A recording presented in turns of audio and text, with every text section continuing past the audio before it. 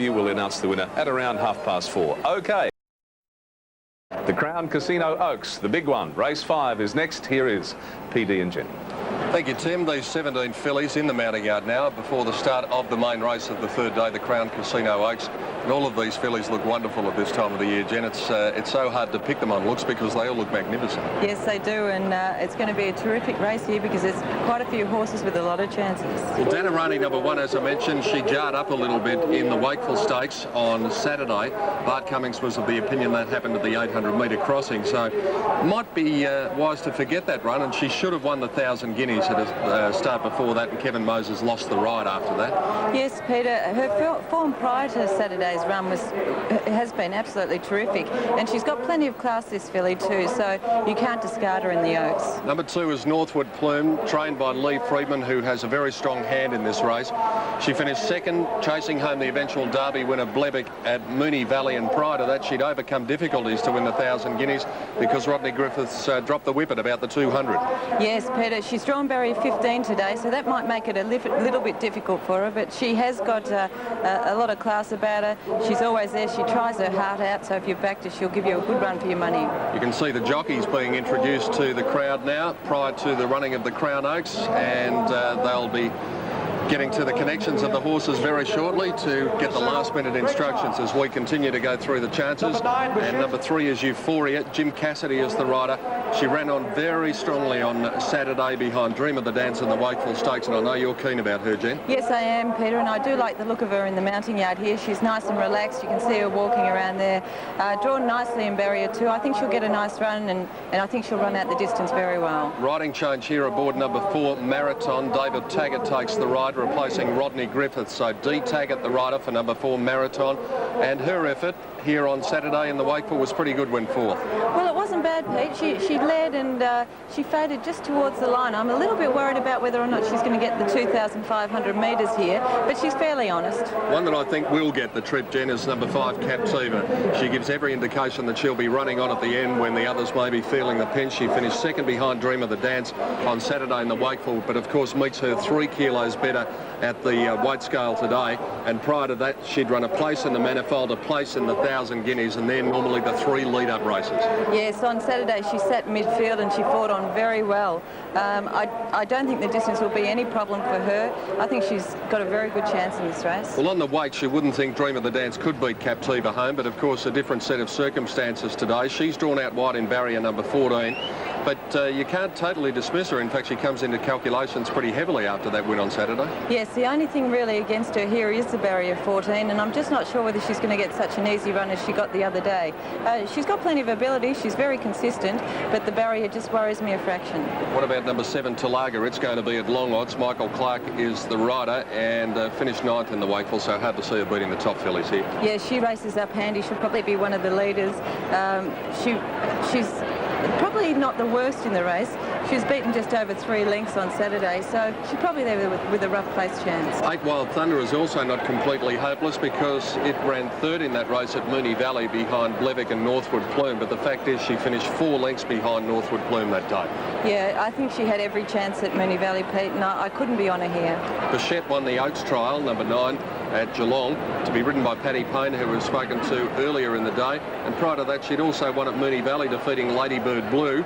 So she's got some sort of chance.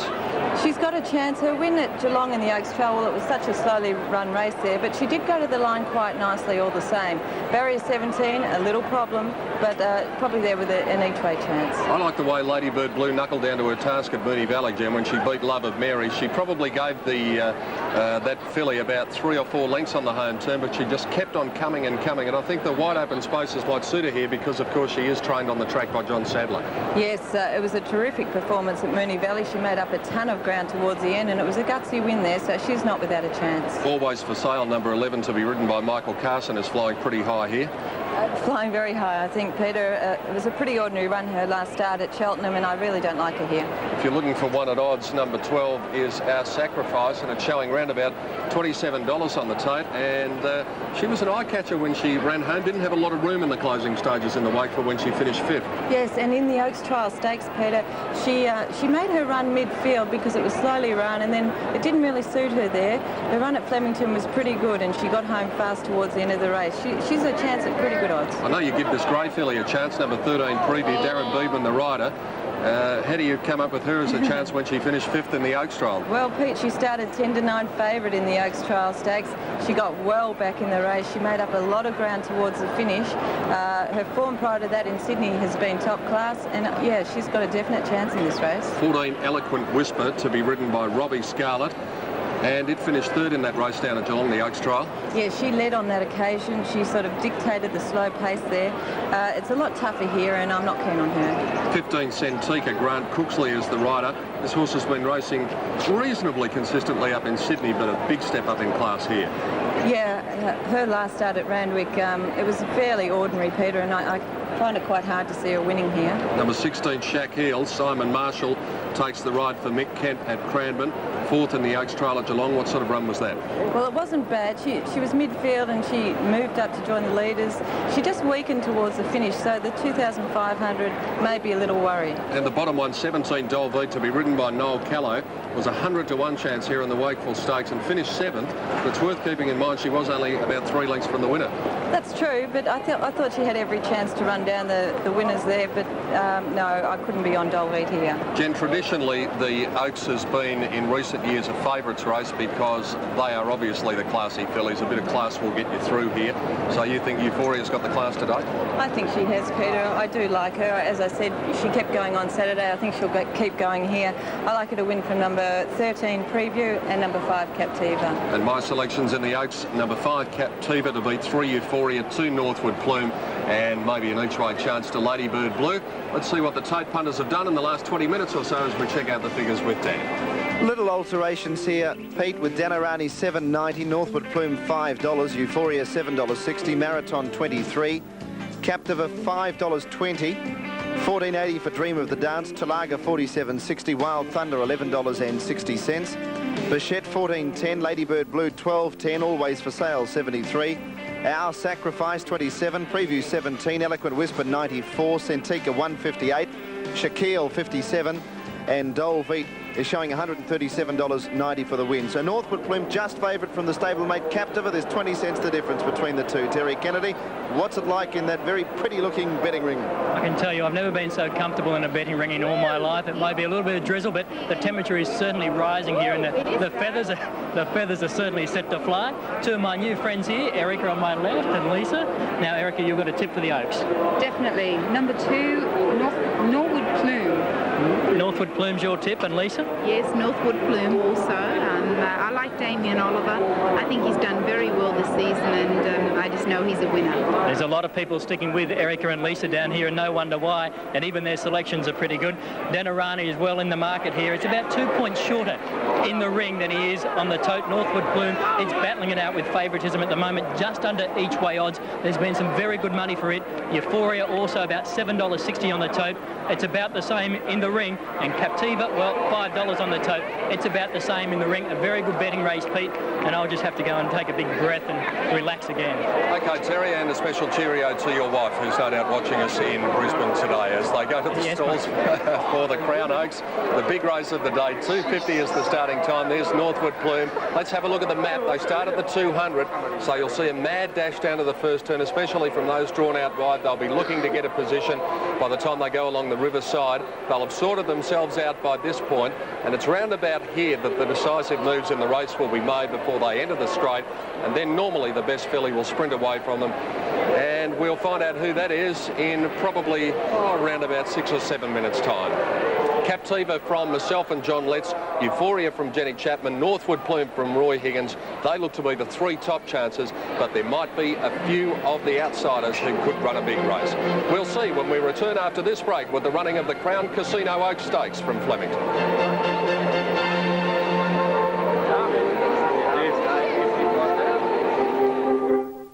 Dan? Well, we've had Blevik successful in the Derby on day 1, and of course Jeune taking out the Melbourne Cup on day 2.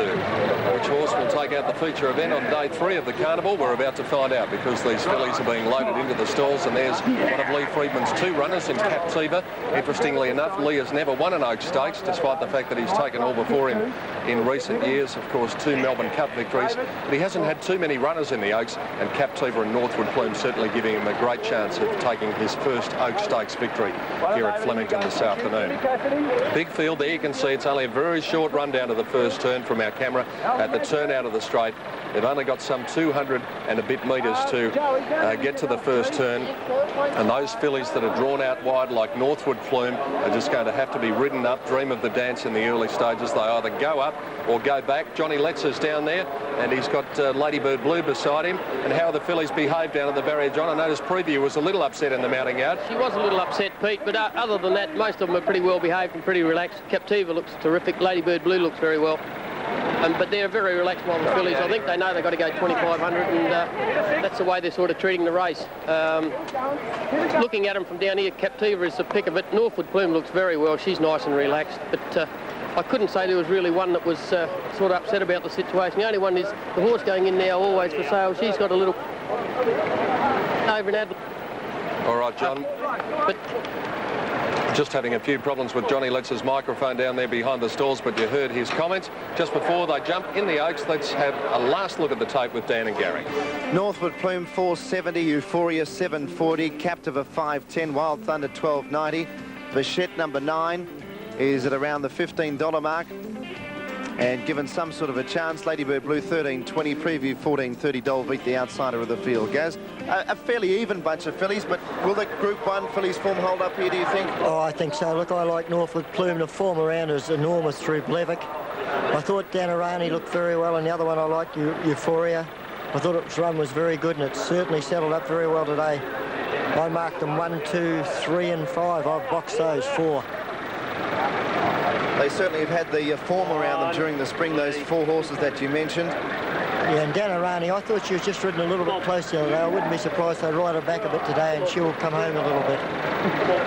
Now that's Talaga going up to the line. Shaquille is still away, so too is Bichette, but there's only a couple to move up for the Crown Oaks of 1994. You've only got a run of about 150 metres before you get on this big sweeping turn here just past the winning post. You've either got to kick up early or drop back, and often if you kick up you can be trapped wide and your horse is working right around that big corner, and it's not a good idea. You know, if you just drop them over and take your chances, you've got a long way to go in this race to get a run through the field. 2,500 metres. A lot of fillies can often be suspect at the distance, so early in their racing careers. Bichette goes up, and they're all set now for the Oaks. Ready to go. Light is on. And they're off and racing. Dolphin a little sluggish out, so too as Always for Sale, and Shaquille is dragged in behind them early. Eloquent Whisper is looking for the early lead and probably will get there too, with Euphoria driving up with Marathon, Dream of the Dance. Preview, Danarani's going to settle in about 7th placing with Northwood Plume around it, but still wide. Then Captiva, Wild Thunder, Ladybird Blue, Our Sacrifice, Bichette, Always for Sale, Centika, Talaga, Shaquille and Dolbeat. 2,000 metres to go and Eloquent Whisper in control. Leads a length and a half, Marathon and Dream of the Dance, and Northwood Plume is striding up 3 wide, but she'll have to go forward. Then Euphoria 5th on the inside of Preview. Danarani on the outside of Wild Thunder, 2 lengths to Captiva. Then Ladybird Blue, Bichette next on the outside of Our Sacrifice, and then came Always for Sale. One away then to Talaga, followed by Centika, Dolbeat and Shaquille last of all. 1,600 metres to travel. Eloquent Whisper in front of the Crown Oaks. A length and a half to Northwood Plume and Bichette sliding forward out 3 wide. Then Marathon 4th, Dream of the Dance was 5th, and Wild Thunder 6th the inside. Then the grey Preview. She's up a lot closer today. Euphoria on the outside of Danarani. 1 to Captiva. A length away Lady Blue Boo, and about 3/4 of a length to Dolbeat. Our Sacrifice, Always for Sale. Talaga 3rd last from Centika, and Shaquille last of all at the 1,200 metre mark now. And Eloquent Whisper is the leader, about 2 lengths in front. Bichette was 2nd and a half a length to Marathon. Preview 4th, 3/4 to Northwood Plume. They were followed down on the inside by Wild Thunder. Dream of the Dance outside it, then Danarani Euphoria. Ladybird Blue got up on the inside of Captiva. Dolbeat 3 wide, and then Always for Sale. Our Sacrifice next, and then Talaga Centika and Shaquille last of all. At the 800 metre point, the long shot in front, Eloquent Whisper, leads about 3 lengths now to Bichette. Then Preview in third place, and Euphoria taking off with Dream of the Dance, and now the runs are coming. Followed by Northwood Plume, Preview, Captiva and Dolbeat to the outside. 500 metres to go, it's Eloquent Whisper in front of Bichette. Northwood Plume runs into it with Euphoria and also Captiva on the outside. 400 to go and Northwood Plume took the lead. Euphoria out after it, then Wild Thunder, Captiva down the outside. Inside the 300, Northwood Plume kicked away. Euphoria can't go on. Wild Thunder, Captiva battling on. Northwood Plume in front for Damien Oliver. She's 2 lengths clear of Wild Thunder. Then came Captiva. Northwood Plume in front. Wild Thunder, they won't get to her. And Northwood Plume, a very pretty ride, Damien Oliver, and a very classy filly. Northwood Plume wins the Oaks, selected a half to Wild Thunder. Captiva in third, Danarani fourth. And I have a suspicion she didn't have a lot of luck because she got to the post okay. Always for Sale next to then Shaquille, followed by Talaga, Ladybird Blue, Marathon, Eloquent Whisper, Bichette, followed by Our Sacrifice, Dolbeat, Centika, Dream of the Dance, and Euphoria's run second last, looked a big chance on the turn, didn't go on with it, and Preview was a distant last. Well, Dan, he's the leading jockey in Victoria, and in his students of form, if you'll have a look at this race, he drew out wide, he let us stride up early, he was 3 and 4 wide, so he didn't hesitate to take it at the 2,000 metres to let us stride up, then he got cover. There's a bit of trouble at the 1,700, a horse, Dan Rani was racing a bit ungenerously, dropped back on Captiva.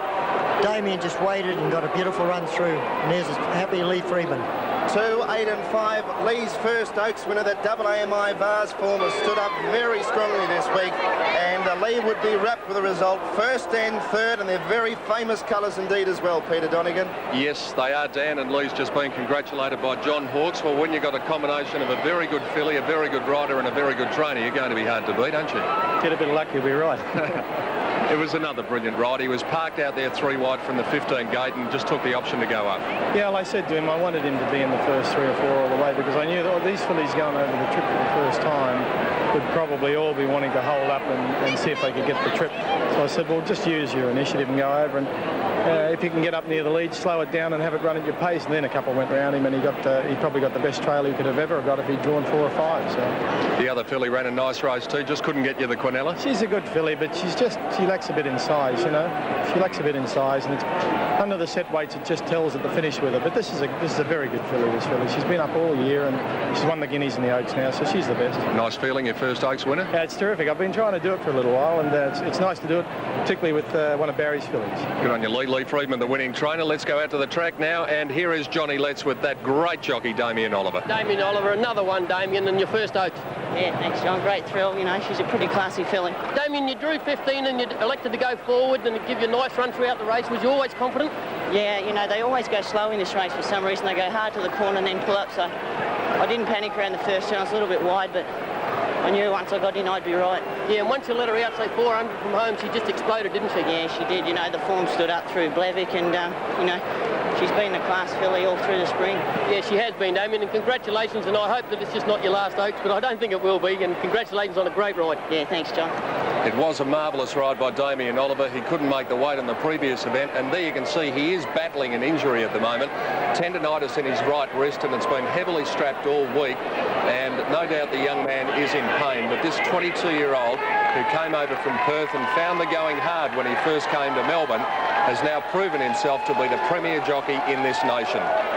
He took the option. He's a thinking man in the race, and it's paid dividends because Northwood Plume returns to scale now as the Oaks winner of 1994.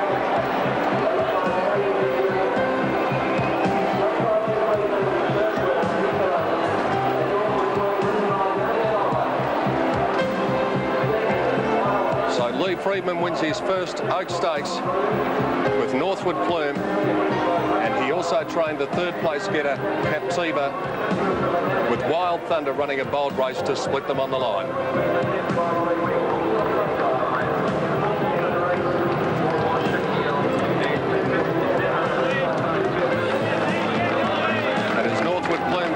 track now. What a story for Barry and Midge Griffiths. They've had some marvellous racehorses. Those very colours carried to victory in the 1989 Melbourne Cup by Terrific. And now an Oaks victory as Damien Oliver returns now, doffing the cap to the crowd.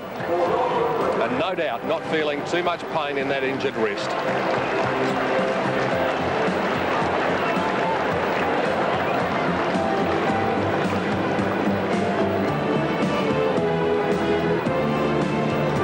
So as Damien Oliver returns to scale into the winner's stall, the place where everyone would like to be for not only the big prize money but also the glory of being an Oaks winner.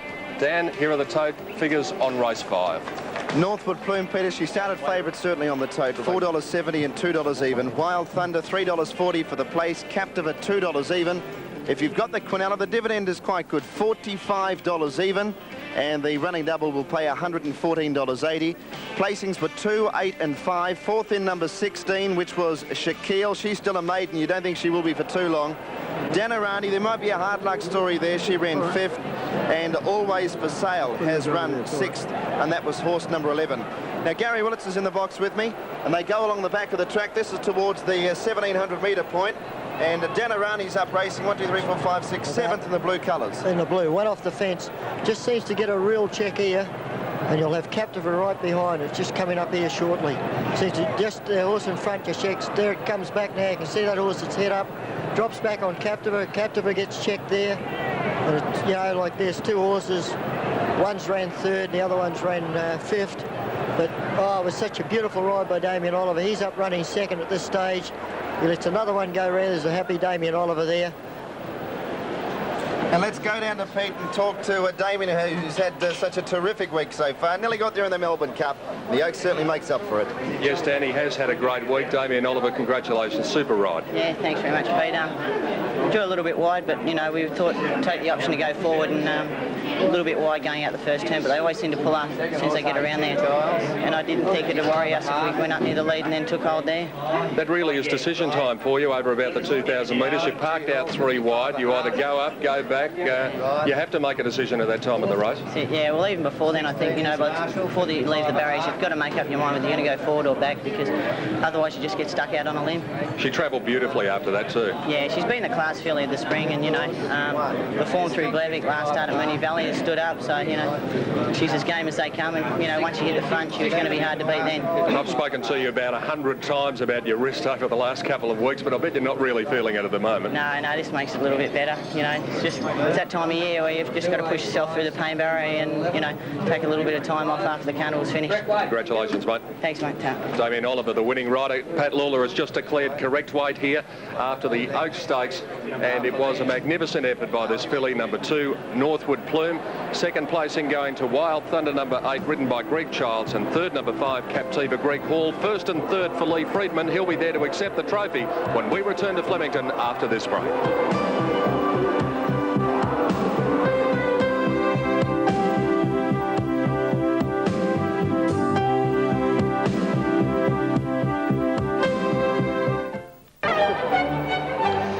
Welcome back to Flemington, and PD has already told you that correct weight has been notified, so that means here is your dividend for $1. This is Victorian Totos. Most punters smiling all round. Northwood Plume, $4.60 and $2 even. Wild Thunder, $3.40 and Captive at $2 even. The Quinella, $45.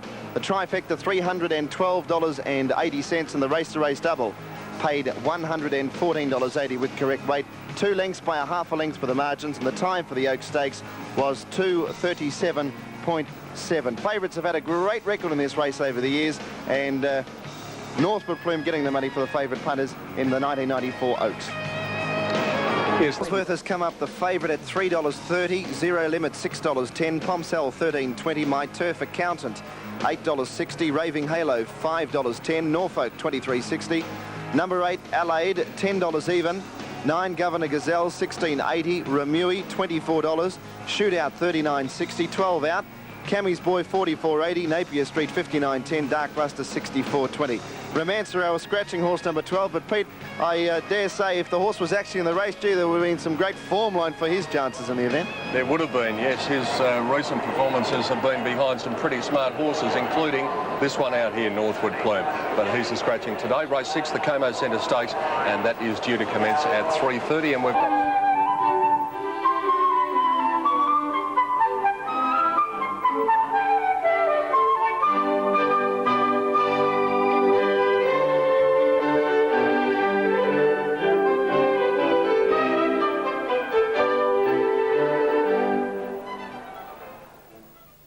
Tonight.